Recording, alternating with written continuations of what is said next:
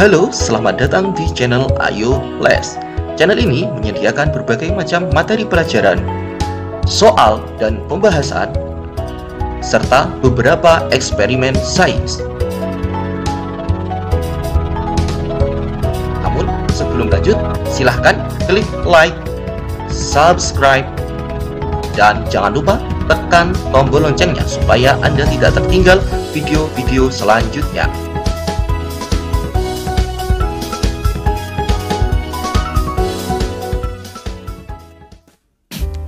Assalamualaikum warahmatullahi wabarakatuh. Salam sejahtera untuk kita semua. Jumpa lagi dengan saya Khairul Huda di channel Ayo Les. Pada kesempatan kali ini kita akan membahas soal untuk tingkat pendidikan SD negeri maupun MI. Ini bisa dipakai untuk swasta juga ya adik-adik. Penilaian akhir semester ataupun PAS semester ganjil tahun pelajaran 2021-2022. Adik-adik jangan khawatir, soal ini sudah disesuaikan dengan kurikulum 2013. Jadi apabila adik-adik itu menemukan soal ini di tahun 2023 ataupun 2024, selama kurikulum di Indonesia itu belum berubah, soal ini masih sangat akurat untuk digunakan sebagai sumber belajar, sumber latihan sebelum dilaksanakannya penilaian akhir semester ganjil ataupun semester 1. Baik, untuk kelas yang akan kita bahas di sini adalah kelas 6 untuk mata pelajaran PAI ataupun pendidikan agama Islam dan budi pekerti. Baiklah adik-adik, tanpa berpanjang lebar, marilah kita langsung mulai ke dalam pembahasan. Pembahasan soal nomor 1. Al-Kafirun turun setelah surat A. Al-Kautsar, B. Al-Ma'un, C. Al-Quraisy, ataupun D. Al-Fil. Jawaban yang paling tepat untuk soal nomor 1 apa adik-adik? Ya, Al-Ma'un, yang B. Kita lanjut ke soal nomor 2. Al-Quran berisi berisi tentang Allah Subhanahu wa Ta'ala. Al-Quran berisi tentang Allah Subhanahu wa Ta'ala. A. Kisah, B. Biografi, C. Firman, ataupun D. Doa. Jawaban yang paling tepat apa adik-adik? Ya, firman. Al-Quran itu berisi firman Allah. Kita lanjut ke soal nomor 3. Di bawah ini merupakan contoh kiamat sugro. Kiamat sugro itu sih kiamat kecil ya adik-adik, kecuali A. Gunung meletus, B. Banjir bandang, C. Gempa bumi, D. Matahari, bumi, dan planet-planet lainnya sudah tidak berjalan pada porosnya sehingga saling bertabrakan. Kalau di sini kiamat sugro kecuali, yaitu jawaban yang paling tepat adalah yang D. Kenapa kok D, Kak? Ya, karena D ini adalah contoh dari kiamat kubro ataupun kiamat besar. Kita lanjut ke soal nomor 4. Di bawah ini merupakan contoh kiamat kubro ataupun kiamat besar, yaitu A. Matahari, bumi, dan planet lainnya sudah tidak berjalan pada porosnya sehingga saling bertabrakan. Ya, jawabannya yang A. B, C, dan D ini merupakan contoh kiamat sugro ataupun kiamat kecil. Kita lanjut ke soal nomor 5. Allah Subhanahu wa Ta'ala mempunyai tempat manusia, menjadi tempat manusia untuk meminta dan bersandar. Allah bersifat A. Al-Muqaddim, B. As-Samad, C. Al-Muqtadir, D. Al-Baqi. Jawaban yang paling tepat apa adik-adik? Ya, B. As-Samad itu merupakan arti dari salah satu sifat Allah, yang mana tempat untuk manusia itu bergantung ataupun bersandar. Al-Muqaddim ini bukan. Al-Muqaddim itu artinya yang mendahului. Al-Muqtadir ini yang mentakdirkan. Al-Baqi itu yang kekal. Jadi jawaban yang paling tepat adalah yang B. Kita lanjut ke soal nomor 6. Seorang anak yang sedang menuntut ilmu namun kesulitan dalam pembiayaan merupakan pengertian dari A. Amil zakat, ini bukan. Amil zakat itu yang membagikan zakat. B. Hamba sahaya, ini bukan. C. Ibnu Sabil, ya jawabannya yang C. Ibnu Sabil. D. Fakir miskin, ini bukan. Kita lanjut ke soal nomor 7. Berat timbangan untuk zakat fitrah yaitu Nah, ini berbeda pendapat ya para ulama adik-adik.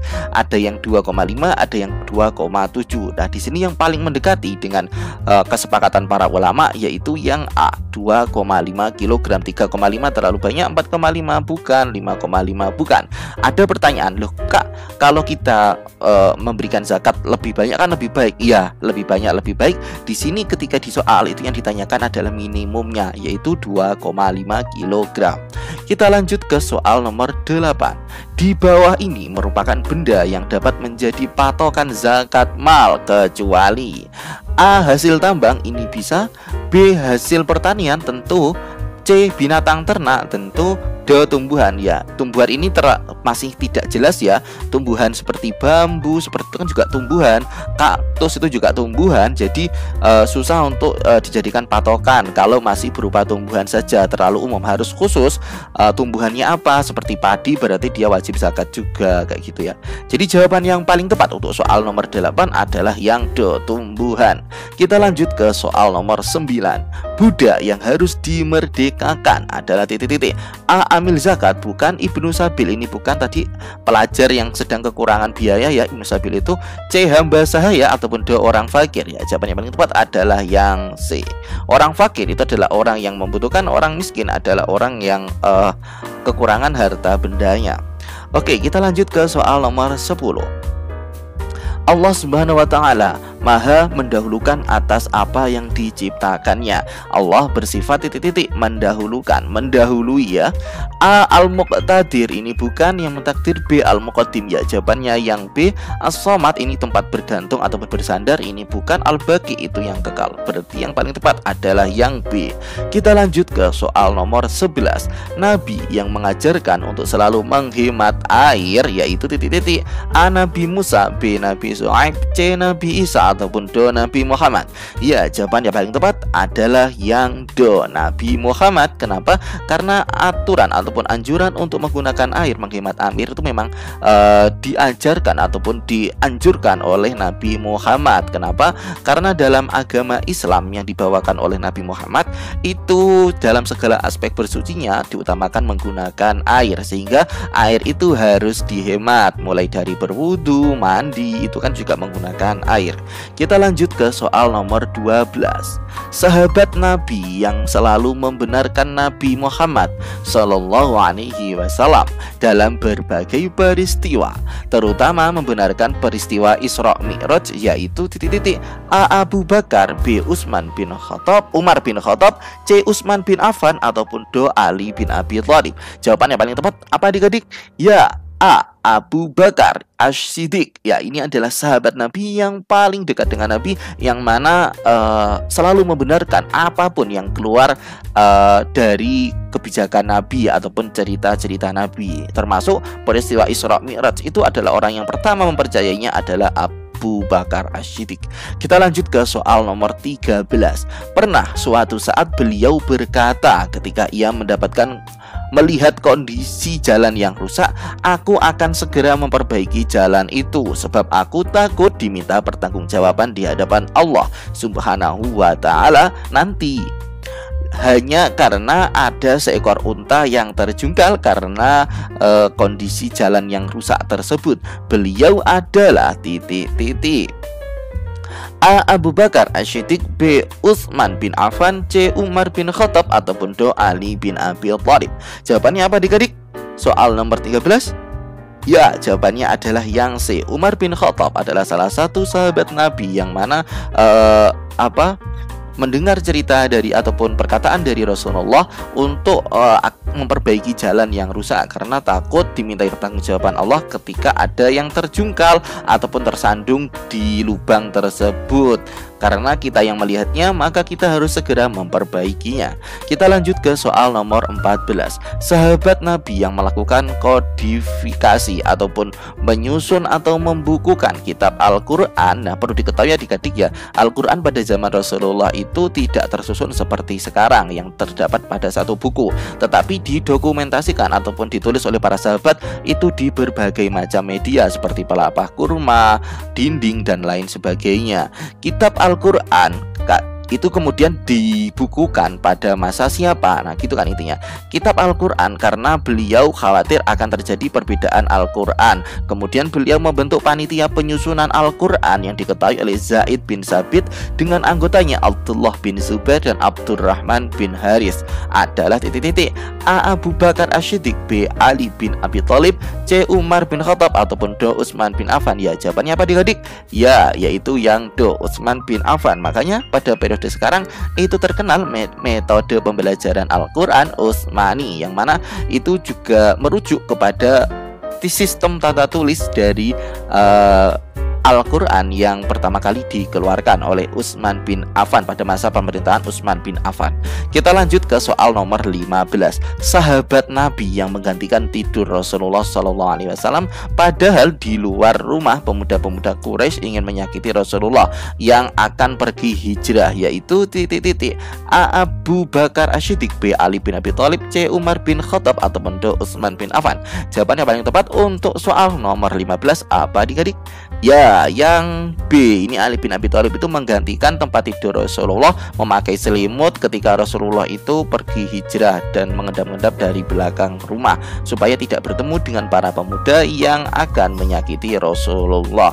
Kita lanjut ke soal nomor kita lanjut ke soal uraian. Soal uraian ini merupakan soal yang harus adik-adik kerjakan juga, dan untuk jumlahnya ini menyesuaikan sekolah masing-masing.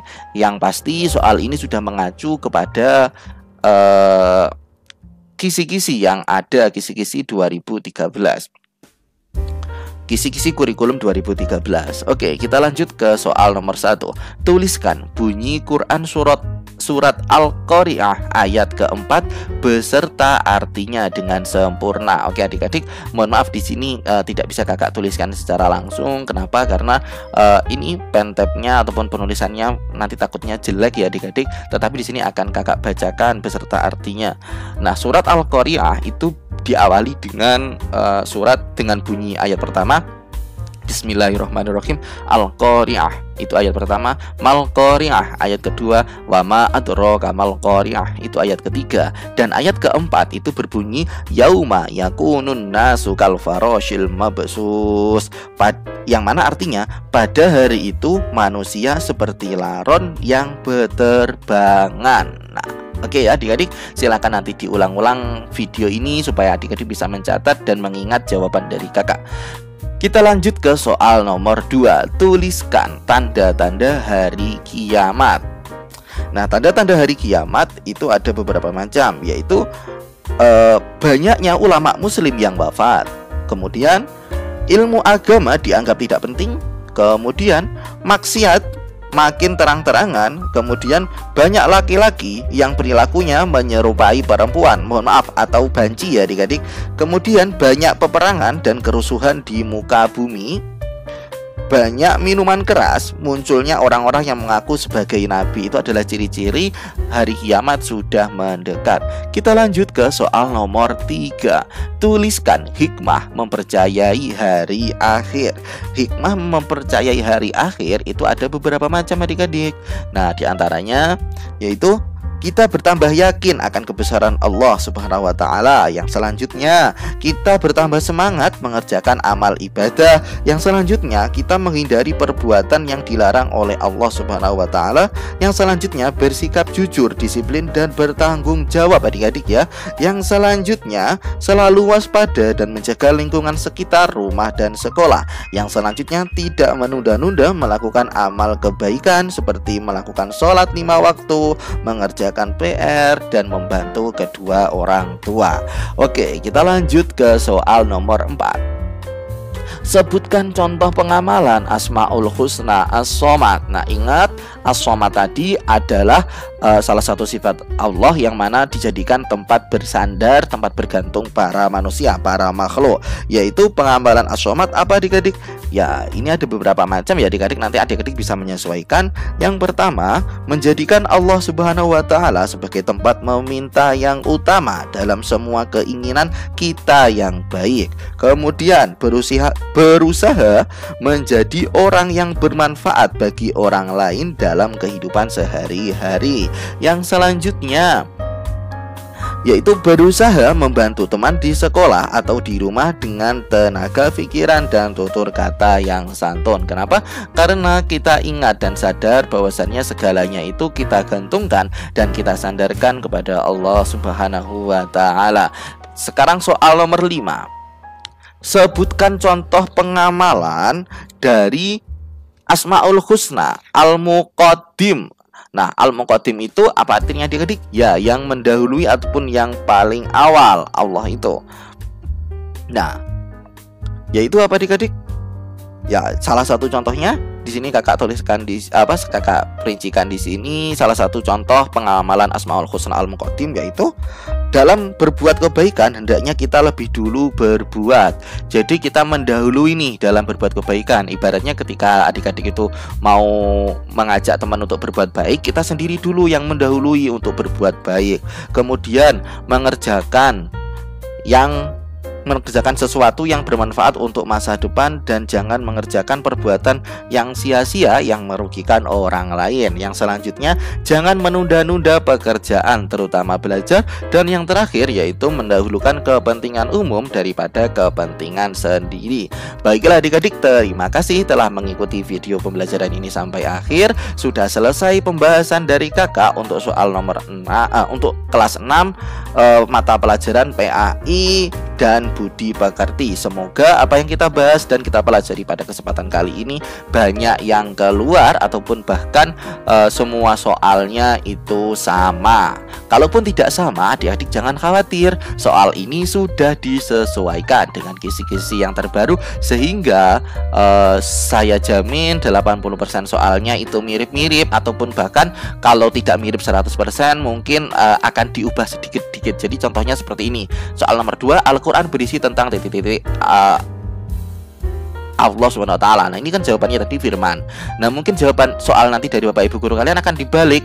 Firman Allah itu adalah titik-titik Al-Quran jawabannya. Gitu ya adik-adik, jangan khawatir. Terima kasih adik-adik telah bersama Ayo Les bersama kakak Khairul Huda sampai akhir. Semoga apa yang kita pelajari bisa bermanfaat untuk ujian kalian semua dan mendapatkan nilai yang maksimal. Dari saya akhiri. Wassalamualaikum warahmatullahi wabarakatuh. Dadah. Jangan lupa like, subscribe ya adik-adik. See you.